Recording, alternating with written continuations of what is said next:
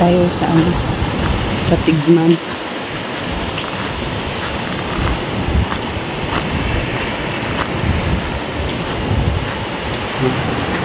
Sa beach. Sa beach tayo mga ka-awiters. Sarap maligo dito. Iinit na, malamig ang tubig. Pero hindi pa ako guys naliligo. Mamaya pa ako maligo. Ayan. Ayun mga ka-awiters, mag-explore tayo ng baybaying dagat ng Tigman Beach. Tingnan natin sa dulo kung anong meron. Alam nyo ba guys, ang ganda ng ambience, ang ganda ng lugar. Morning to guys, mga 8 AM in the morning. Yan yung sinag ng araw, medyo masakit sa balat. Pero pagka naligo ka, ang sarap guys. Ayan, tinan nyo guys. Oh. Ayan. Guys, punta tayo guys dun sa unahan. Ayan, yung tubig ang saya-saya, no? Ayan. Punta tayo guys sa unahan. Ayan, puro buhangin siya guys. Hindi siya guys mabato yung lugar.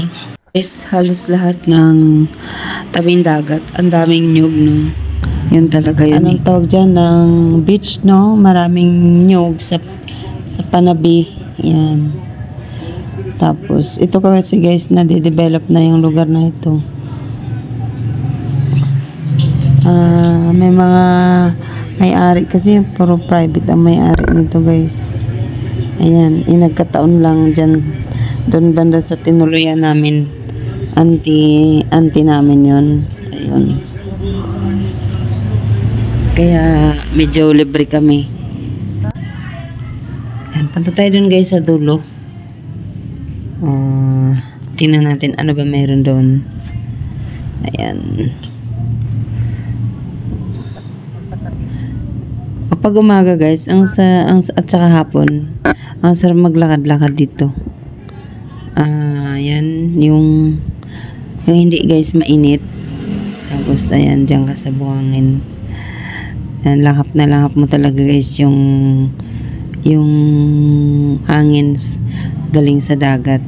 Diba?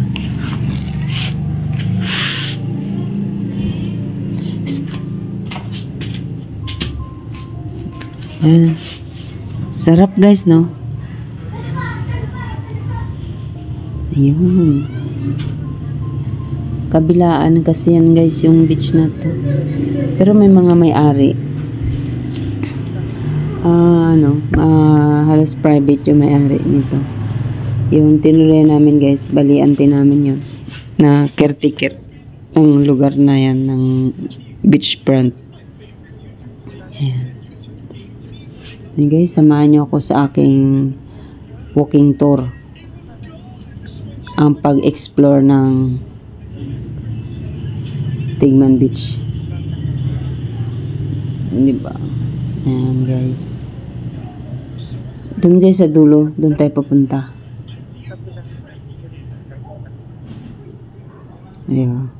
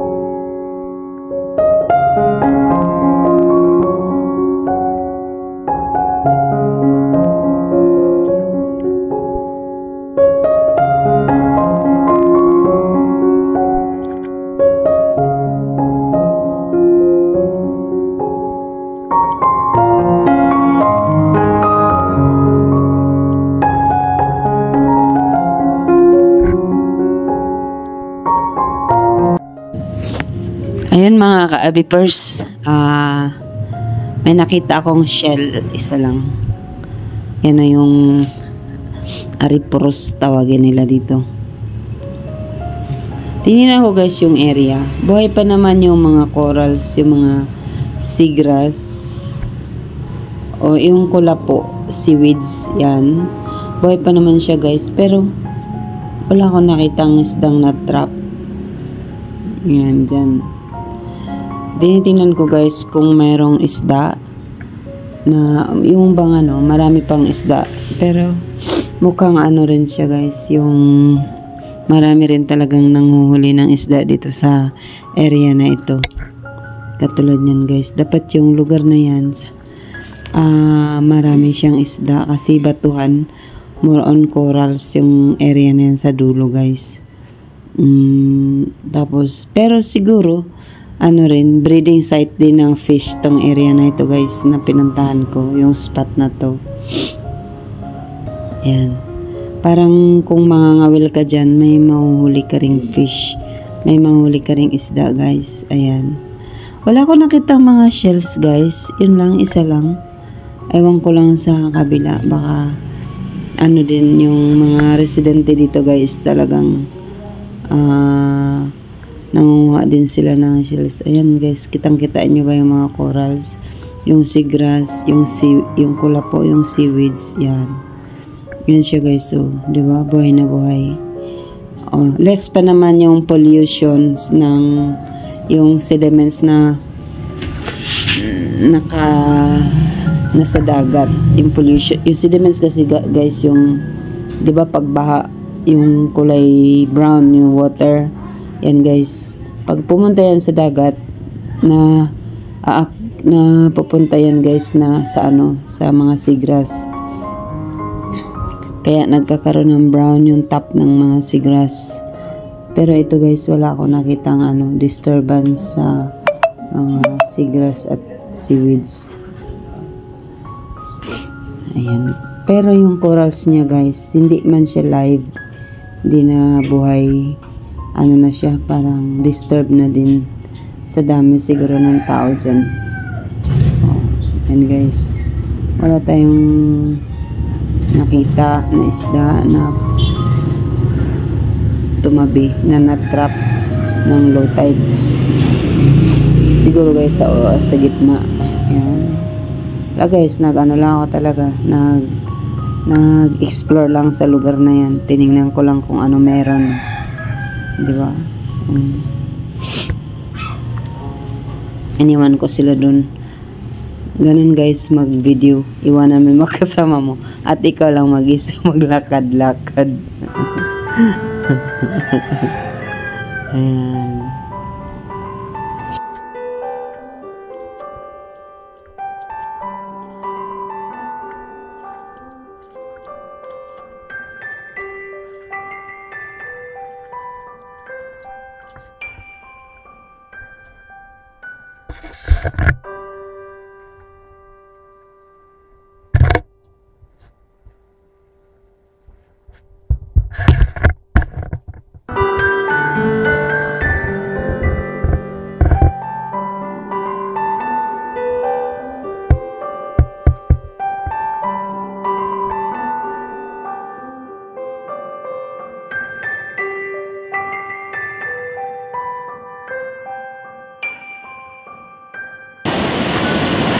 With dual cam.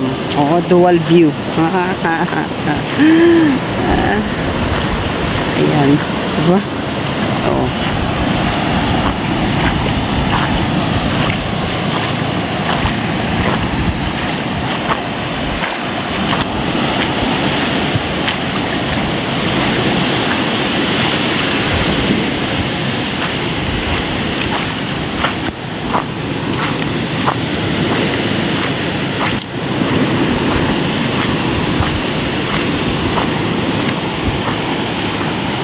Pinawisan siya, oh.